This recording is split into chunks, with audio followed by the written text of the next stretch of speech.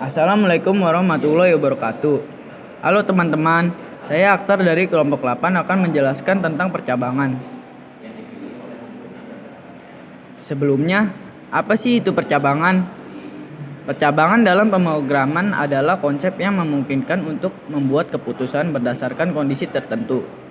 Ini berarti pemrograman dapat menjalankan blok kode yang berbeda tergantung pada nilai dari ekspresi atau kondisi yang dievaluasi. Untuk membuat suatu halaman yang dinamis dan interaktif, perancang halaman web membutuhkan perintah-perintah yang dapat mengatur aliran dari informasi berdasarkan hasil komputasi yang telah dilakukan. JavaScript akan membuat keputusan jalur mana yang akan dieksekusi. Konsep dasar percabangan dibagi menjadi 3, yaitu struktur if. Struktur dasar dari percabangan adalah pernyataan if yang digunakan untuk mengevaluasi suatu kondisi menjalankan blok kode tertentu jika kondisi tersebut benar. Misalnya if dalam kurung nilai lebih besar dari 80 akan menjalankan blok kode di dalamnya jika nilai lebih besar dari 80. Yang kedua ada else. Pernyataan else digunakan bersama dengan if untuk menentukan blok kode yang akan dijalankan jika kondisi if tidak terpenuhi. Ini memungkinkan program untuk memiliki cabang alternatif jika kondisi pertama tidak terpenuhi. Yang ketiga ada struktur else if. Ketika ada beberapa kondisi yang ingin diperiksa secara berurutan, struktur else if digunakan untuk memungkinkan program untuk mengevaluasi kondisi secara berurutan dan menjalankan blok kode yang sesuai dengan kondisi yang pertama kali terpenuhi. Pernyataan ini digunakan untuk menguji sebuah kondisi dan kemudian mengeksekusi pernyataan tertentu bila kondisi tersebut terpenuhi, dan mengeksekusi pernyataan lain bila kondisi tersebut tidak terpenuhi. If dalam kurung kondisi, pernyataan 1 dieksekusi bila kondisi terpenuhi. Else, pernyataan 2 dieksekusi bila kondisi tidak terpenuhi. Kondisi adalah ekspresi JavaScript yang mana hasil evaluasinya memiliki nilai boolean true atau false. Untuk kasus yang melibatkan lebih banyak kondisi, maka kita dapat meletakkan pernyataan if lain setelah else. If dalam kurung kondisi, pernyataan 1 dieksekusi bila kondisi terpenuhi. Else if dalam kurung kondisi 2, pernyataan 2 dieksekusi bila kondisi tidak terpenuhi. Else, pernyataan 3 dieksekusi bila kondisi 2 tidak terpenuhi. Ini adalah kode HTML yang meminta pengguna untuk memasukkan sebuah bilangan dan kemudian menentukan apakah bilangan tersebut positif, negatif, 0 menggunakan JavaScript.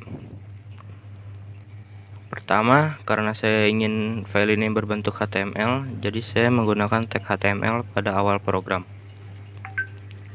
Lalu saya memberi title percabangan if else pada bagian head.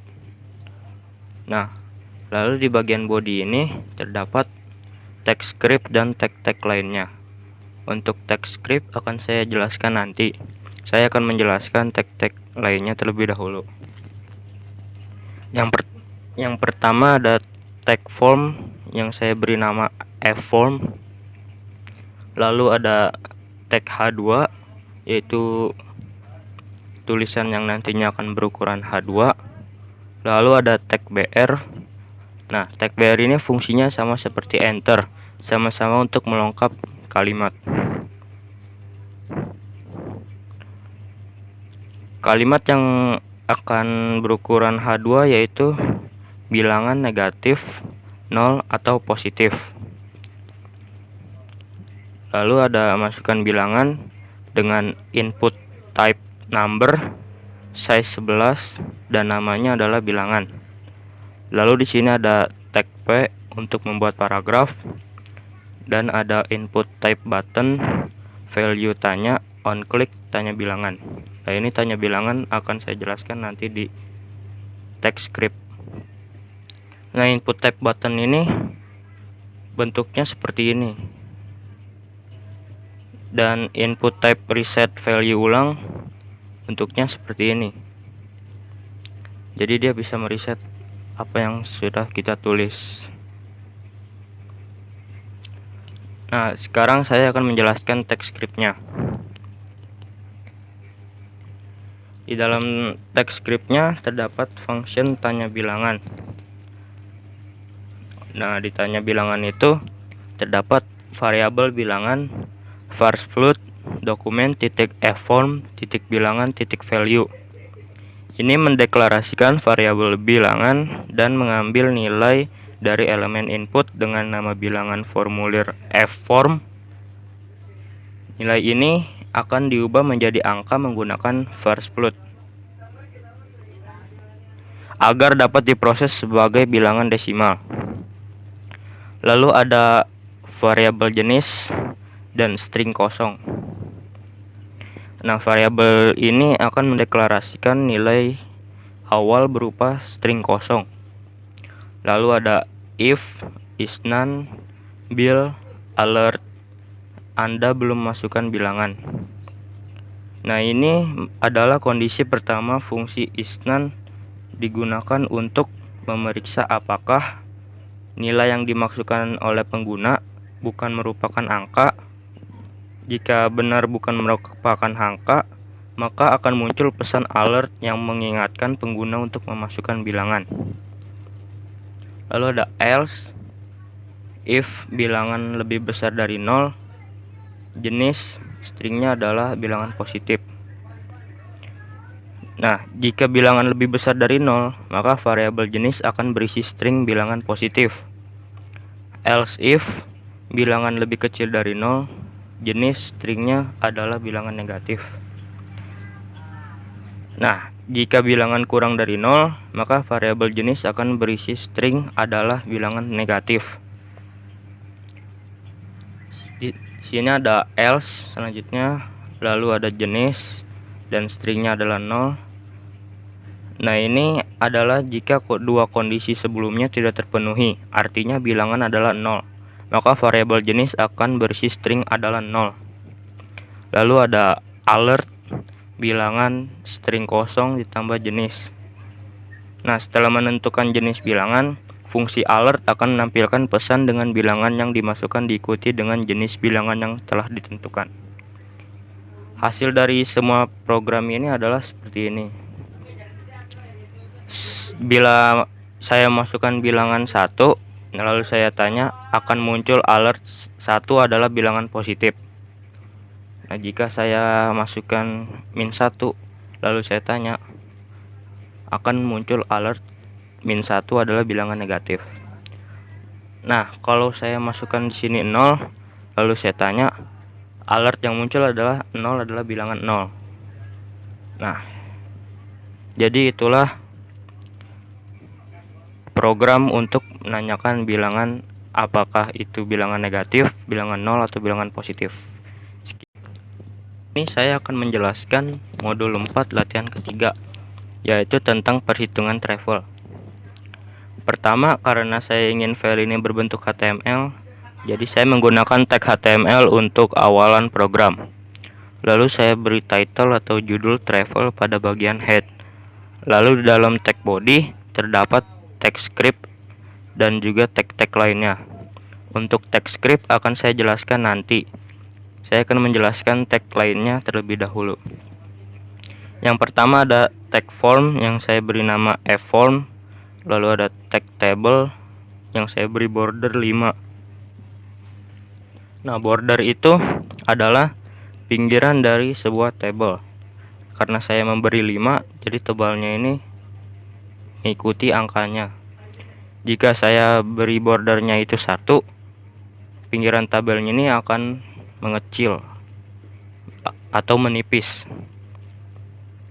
Dan sini juga ada align center, yaitu posisi center atau memposisikan tabel ini di tengah.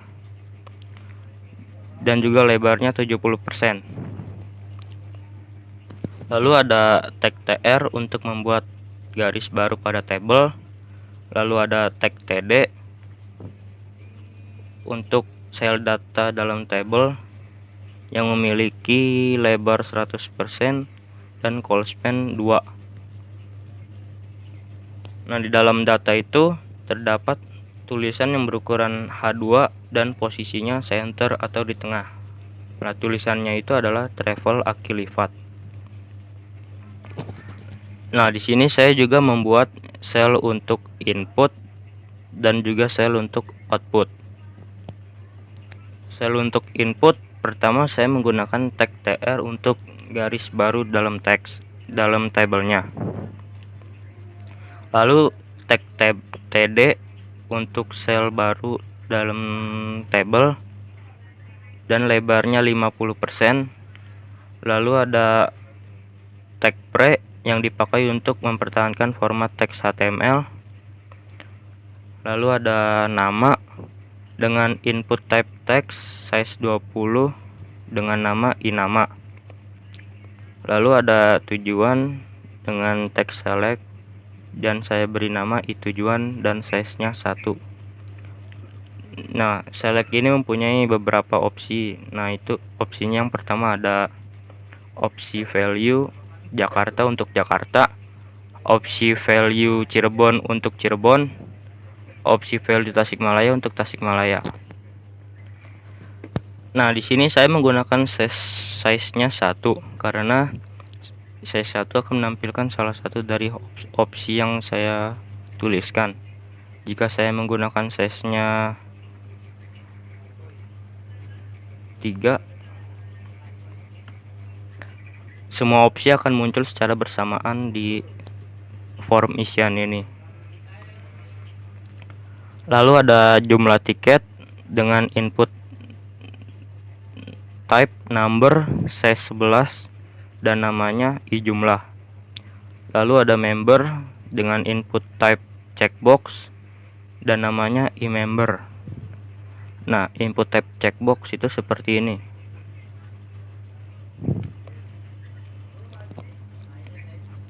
Sekarang kita membuat sel untuk outputnya. Yang pertama kita beri tag td untuk sel baru dalam tabel dengan lebar 50% dan kita beri tag pre untuk mempertahankan format teksnya. Lalu ada harga tiket dengan input type number size 10 dan namanya otiket. Lalu ada subtotal dengan input type number size 10 dan namanya osub. Lalu ada diskon dengan input type number size 10 dan namanya odiskon.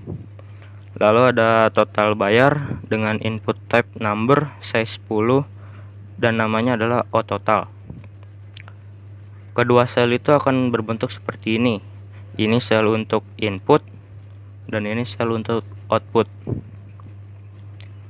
Saya juga akan membuat kode sel ini.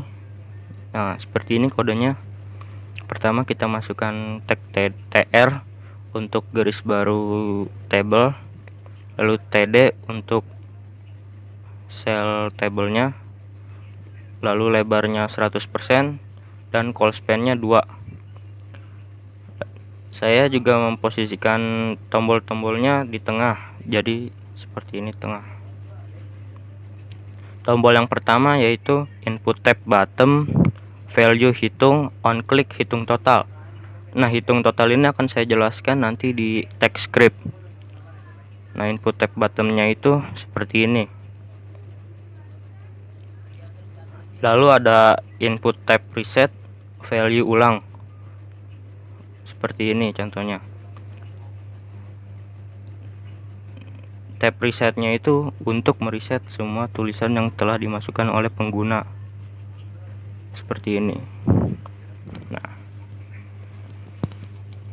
lalu saya akan menjelaskan text scriptnya. Yang pertama ada function hitung total yang berisikan variabel nama, dokumen, titik form, titik in nama, titik value. Nah, baris ini mengambil nilai dari elemen input dengan nama inama yang berada di dalam form form. Nilai tersebut kemudian disimpan dalam variabel nama. Pengambilan nilai dilakukan dengan menggunakan properti value yang merupakan nilai aktual yang dimasukkan oleh pengguna ke dalam input. Variabel tujuan, dokumen, titik fform titik i tujuan titik value. Nah, baris ini mengambil nilai dari elemen dropdown atau select dengan nama i tujuan yang juga berada di dalam form fform. Nilai yang dipilih oleh pengguna dari select tersebut diambil dan disimpan dalam variabel tujuan. Lalu ada variabel jumlah tiket, parse float, dokumen, titik fform, titik i jumlah, dan titik value. Baris ini mengambil nilai dari elemen input dengan nama i jumlah yang merupakan input untuk jumlah tiket. Nilai ini kemudian diubah menjadi tipe data float menggunakan fungsi var float. Karena nilai yang dari input tersebut mungkin berupa string. Nah, hasilnya akan disimpan dalam variabel jumlah tiket. Selanjutnya ada variabel ht atau variabel harga tiket. Nah, variabel harga tiket ini digunakan untuk menyimpan harga tiket. Dalam konteks ini, nilai awalnya diatur ke 0.0 yang mengidentifikasikan bahwa tidak ada harga tiket yang ditetapkan pada awalnya. Begitu juga pada variabel sub, variabel diskon, dan variabel total. Lalu ada if tujuan Jakarta, harga tiket 100.000. Nah, jika tujuannya Jakarta, harga tiketnya adalah 100.000. Else if tujuan Cirebon, harga tiket 150.000. Maka jika tujuannya Cirebon, harga tiketnya adalah 150.000. Nah, di sini ada lagi else harga tiket 200.000.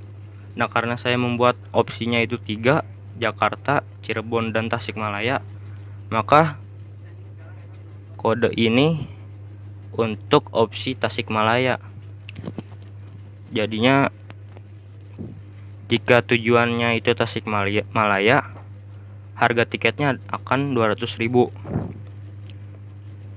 Selanjutnya ada sub yang terdiri dari jumlah tiket dikali harga tiket.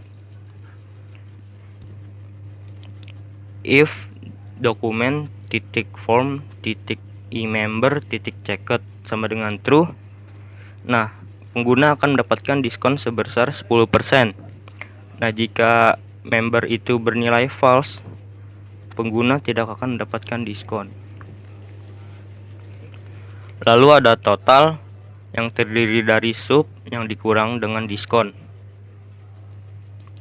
Lalu ada dokumen titik fform titik otiket titik value sama dengan eval ht. Baris ini menetapkan nilai dari variabel ht ke dalam input dengan nama otiket dalam form fform. Nilai dari variabel ht dievaluasi menggunakan fungsi eval yang menghasilkan nilai numerik. Hasil evaluasi tersebut kemudian diberikan ke dalam elemen input otiket. Selanjutnya ada dokumen titik fform titik osub titik value sama dengan eval sub. Nah, baris ini melakukan hal yang serupa dengan baris pertama, tetapi untuk variabel sub. Nilai dari sub dievaluasi menggunakan eval dan kemudian hasilnya ditetapkan ke dalam elemen input dengan nama osub. Lalu di sini ada dokumen titik fform titik odiskon titik value sama dengan eval diskon. Baris ini menetapkan nilai dari variabel diskon ke dalam elemen input dengan nama odiskon. Nah, nilai dari diskon ini akan dievaluasi menggunakan eval dan kemudian hasilnya ditetapkan ke dalam input odiskon. Nah, yang terakhir ada dokumen titik fform titik ototal titik value sama dengan eval total. Nah, baris ini menetapkan nilai dari variabel total ke dalam elemen input dengan nama ototal. Nilai dari total dievaluasi menggunakan eval dan hasilnya ditetapkan ke dalam input ototal. Hasil dari program ini akan menghasilkan tabel isi seperti ini. Nah, saya isi nama Akil. Tujuannya Jakarta, jumlah tiketnya 1. Nah, ini kan membernya belum saya checklist. Terus saya hitung. Nah, di sini saya tidak mendapatkan diskon. Nah, jika saya mengklik member ini lalu saya hitung, saya mendapatkan diskon 10% untuk harga tiketnya. Begitu juga di tujuan lainnya seperti Cirebon, lalu Tasikmalaya. Nah, seperti itulah contoh dari modul 4 latihan ketiga.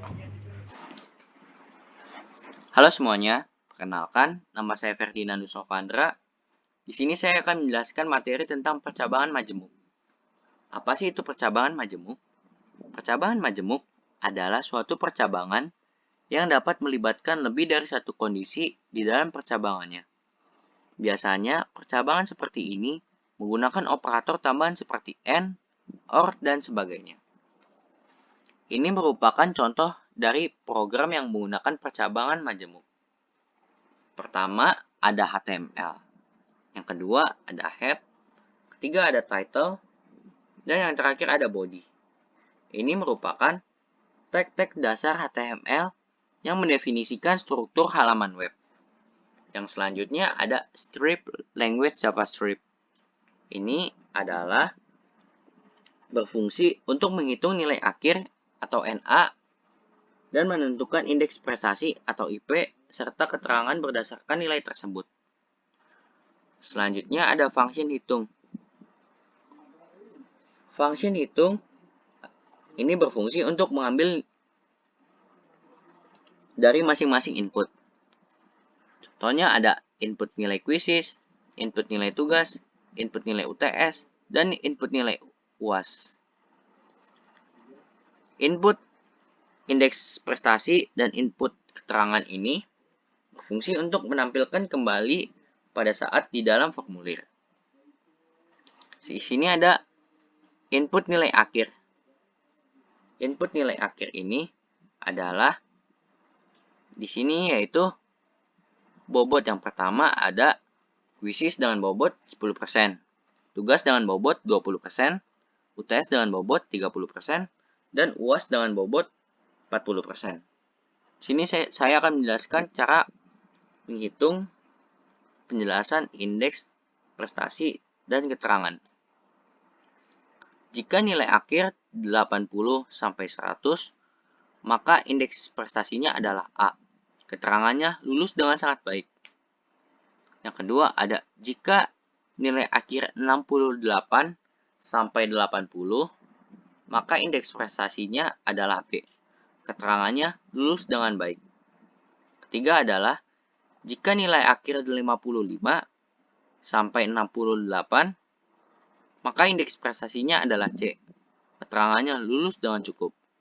Dan yang keempat adalah nilai akhir 38 sampai nilai 55, indeks prestasinya adalah D. Keterangannya lulus dengan kurang. Dan yang terakhir adalah indeks prestasi E. Keterangannya adalah tidak lulus. Dan dokumen F from OIP dan dokumen F from OCAD ini merupakan hasil perhitungan ditampilkan pada input teks di dalam HTML, yaitu OIP dengan OIP untuk indeks prestasi dan OCAD ini adalah untuk keterangan. Selanjutnya saya akan menjelaskan tentang F from name F from. Ini yaitu untuk membuat sebuah form dengan nama F-From untuk mengumpulkan data nilai. Terdapat input untuk memasukkan nilai yang di atas. Contohnya seperti kuisis, nilai tugas, nilai UTS, dan nilai UAS.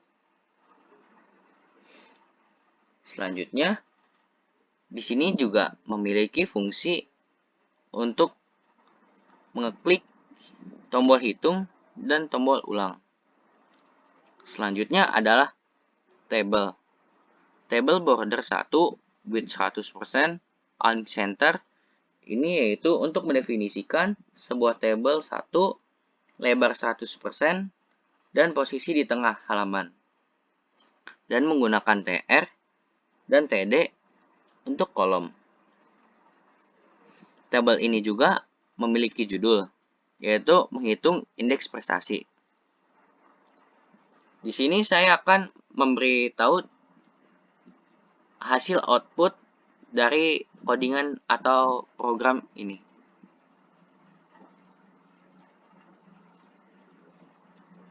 Ini merupakan hasil dari codingan tersebut. Di sini saya akan menghitung indeks prestasi. Misalnya di sini kuisis berbobot 10%, saya isi 50, dan tugas berbobot 20%, saya isi 70, dan UTS yang berbobot 30%, saya isi 75, dan UAS yang berbobot 40, saya isi 80. Dan kita akan menghitung nilai untuk mengetahui indeks prestasi dan keterangan. Indeks prestasi yang dari nilai tersebut di atas adalah B, dan keterangannya adalah lulus dengan baik. Halo teman-teman, saya Kavin Imanus Tandar dan di sini saya sendiri yang akan menjelaskan materi selanjutnya tentang percabangan teman-teman ya.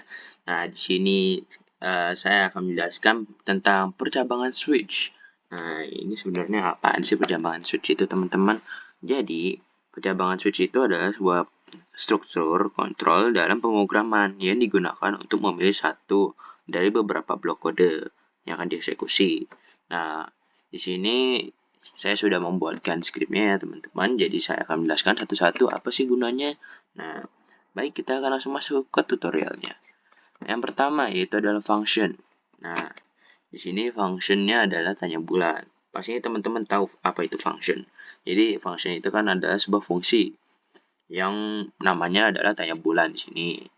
Nah, fungsi ini bakal dipanggil kalau sudah ada eksekutornya atau bisa dibilang ada yang memencet tombol hitung. Nah, nanti akan dijelaskan lagi. Jadi, fungsi ini mendapatkan nilai nomor bulan. Nah, di sini kan ada beberapa bulan dari input penggunanya. Baik, ntar akan saya jelaskan juga ya, teman-teman. Selanjutnya, kita akan ke variabel var bulan. Parse float. Nah, ini tuh parse float itu adalah sebuah tipe data yang bisa mendapatkan nilai desimal atau enggak pecahan ya teman-teman. Jadi dokumen, form, bulan, value. Baik, sekarang ada variabel var nama bulan. Nah, di sini masih kosong ya teman-teman. Nah, di sini baru kita masuk ke switch. Switch bulan.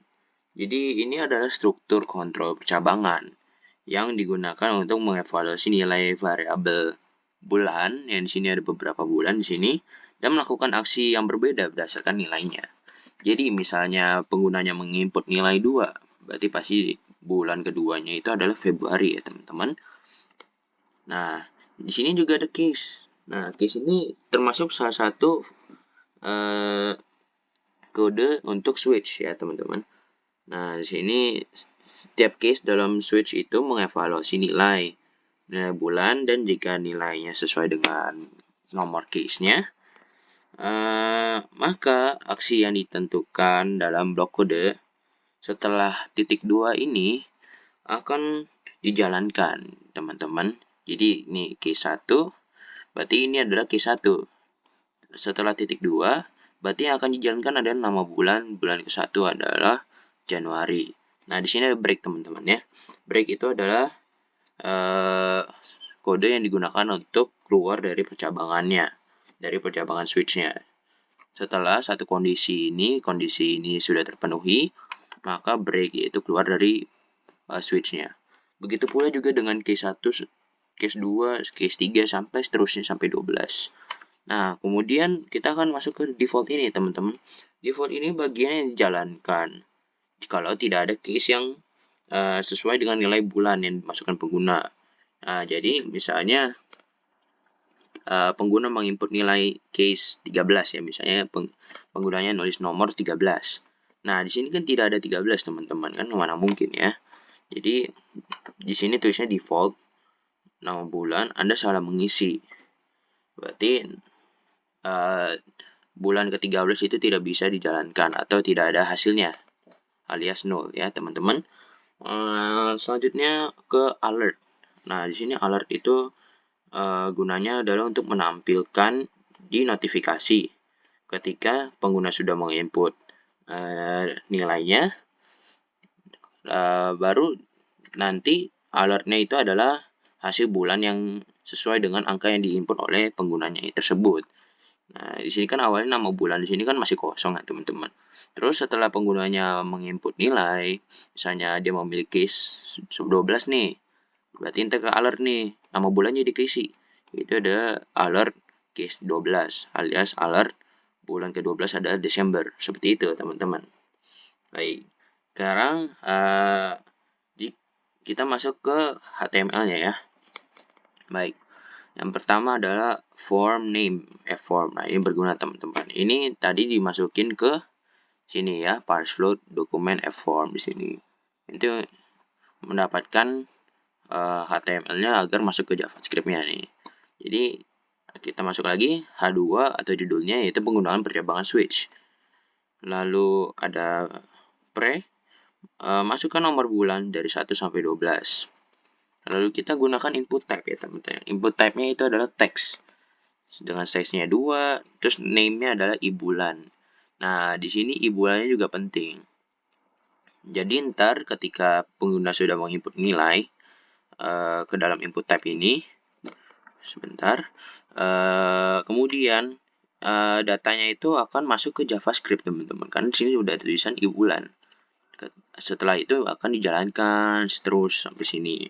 Ketika sudah menemukan yang cocok, maka akan di-alert. Seperti itu. Kemudian kita lanjut lagi ke input type yang button ya teman-teman. Kalau tanpa button, maka fungsinya nggak bisa ditampilin. Jadi, input type button dengan value-nya ada hitung atau nama buttonnya adalah hitung. Terus, on click. Jadi ketika dipencet, tanya bulan dieksekusi, tanya bulan dijalankan. Tanya bulan adalah fungsi yang tadi ya. Baik. Kita lanjut lagi ke input type reset untuk mengulang. Nah, di sini akan saya kasih hasilnya ya teman-teman. Sebentar. Nah, di sini dia. Ini dengan judulnya yaitu penggunaan percabangan switch. Masukkan nomor bulan 1 sampai 12. Misalnya teman-teman mau isi nomor bulan 3. Nah, ini pasti Maret ya. Nah, berarti benar kan teman-teman? Ini adalah case ketiga. Jadi, itu adalah bulan Maret. Bila kita ulang, nah, sudah tidak ada. Misalnya kalau kita memencet 13 nih. Bentar, 13. Anda salah mengisi. Akan keluar alertnya ya. Itu Anda salah mengisi. Baik. Seperti itu teman-teman untuk penggunaan percabangan switch. Bila ada yang tidak mengerti, bisa ditanyakan teman-teman di komen. Jangan lupa ya teman-teman di-share juga. Nah, sekarang saya akan masuk ke contoh percabangan, yaitu adalah pemesanan tiket ya teman-teman. Jadi ini adalah suatu program pemesanan tiket menggunakan JavaScript. Nah, di sini karena saya sudah memasukkan CSS, saya blok dulu ya CSS-nya. Nah, baik. Sebentar.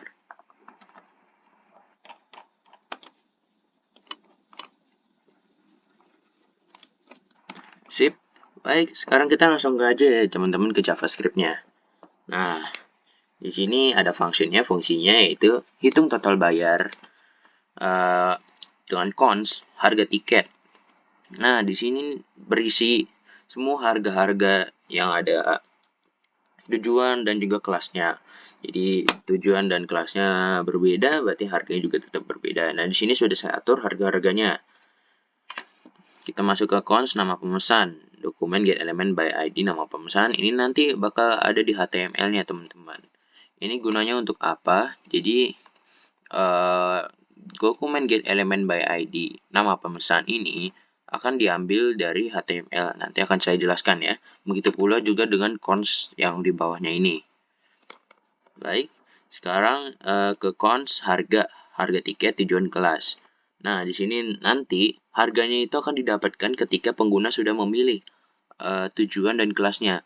Misalnya tujuan saya ke Jakarta dengan kelasnya kelas eksekutif, berarti 70.000. Berarti harganya itu adalah 70.000. Harga sama dengan harga tiketnya itu adalah 70.000, teman-teman. Dan let diskon sama dengan 0, berarti diskonnya tidak ada. If, ini adalah percabangannya teman-teman. If status membernya adalah member, berarti diskonnya ada. Ada diskon 10% atau 0,10. Jadi diskon sama dengan 0,10 dikali harga. Misalnya tadi kan ada harganya ini kan tadi 70.000. Terus saya ada member, berarti harganya adalah 0,10 dikali 70.000. Itu teman-teman. Lalu lanjut lagi ke cons subtotal. Itu subtotal itu adalah harga dikali dengan banyak tiketnya. Jadi ketika penggunanya membeli tiket sebanyak 3 atau 2 seperti itu, berarti harganya nanti akan dikalikan dengan banyaknya tiket. Misalnya tadi kan 70.000 harganya, banyak tiket misalnya penggunanya memasukkan banyak tiketnya 2, berarti 140.000. Nah, sekarang kita masuk ke cons total bayar. Ini adalah subtotal yang tadi di sini akan dikurangkan dengan diskon. Akan dikurangkan dengan diskon jika penggunanya adalah member. Kalau misalnya penggunanya bukan member, berarti diskonnya sama dengan 0, berarti tidak dikurangi apa-apa. Berarti total bayarnya itu adalah subtotalnya. Seperti itu, teman-teman. Nah, di sini dokumen get element by ID hasil pemesanan. Ini seperti struk belanjanya atau bill-nya ya, teman-teman. Nanti di sini akan ditampilkan namanya siapa, tujuannya kemana, kelasnya apa, harganya berapa, dan sebagainya. Nah, kita masuk ke HTML aja, teman-teman. Yang pertama adalah field set. Ini sebenarnya untuk boxnya aja ya. Lalu H1 judulnya adalah formulir pemesanan tiket travel Calvin Abadi dengan labelnya nama pemesan. Di sini input type text dan ID-nya nama pemesan, teman-teman. Nah, ini ID-nya ini akan diambil ke dalam JavaScript yang tadi sudah saya jelaskan, yaitu di sini. Dokumen get element by ID nama pemesan sesuai dengan ID yang ada di bawah HTML tadi. Dia akan mendapatkan value dari nama pemesan itu, yang kemudian akan dimasukkan ke JavaScript di sini nih. Nah, begitu pula juga dengan tujuan keberangkatan, ada option value-nya yaitu Jakarta, Solo, dan Surabaya. Terus label untuk kelas, ini dia adalah option value, eksekutif, bisnis, dan juga ekonomi, dan juga banyak tiket. Nah, di sini input type-nya number dengan ID-nya banyak tiket. Terus juga status member, ada yang member, ada yang bukan member. Nah, baik. Saya akan menjelaskan juga yang ini ref, ini sebenarnya hyperlink-nya. Hyperlink ketika teman-teman membutuhkan bantuan. Jadi di sini need help, berarti Anda bisa memencet link-nya yang sudah tertera di formnya. Tapi ini tidak begitu penting ya teman-teman. Jadi kita lanjut saja ke button type button. Ketika dipencet akan terjalankan function hitung total bayar. Nah, yang ini tadi. Berarti hitung total bayar. Setelah itu ada reset juga untuk mereset. Nah, di sini saya akan coba tampilkan ya, contohnya seperti apa. Nah, jadi seperti ini teman-teman hasilnya. Baik, kita bisa isi dulu, misalnya nama saya. Terus tujuannya ke Jakarta nih. Kelasnya tadi, kelas eksekutif. Dan tadi ini 70.000 ya teman-teman. Kita pesan 2. Terus membernya adalah member. Nah, ini tidak begitu penting yang sudah saya kasih tahu hyperlinknya ya teman-teman. Nah, di sini hitung total bayar. Ayo kita coba. Nah, bill-nya langsung akan muncul teman-teman. Dengan nama pemesannya dari sini, tujuan Jakarta, kelas eksekutif, harga tiketnya 70.000 benar. Banyak tiketnya 2, jadi 140.000. Karena tadi dikali banyak tiket dengan harganya. Terus ada diskon karena saya adalah member. Itu ada diskon 7.000 teman-teman. Yang hasilnya ada 133.000. Bila tidak ada diskon berarti hasilnya ada 140.000. Seperti itu teman-teman. Jadi sebenarnya ini sangat simpel ya untuk membuat formulir pemesanan ini. Nah, sekarang kita akan coba menggunakan CSS-nya. Di sini CSS-nya tidak akan saya jelaskan ya.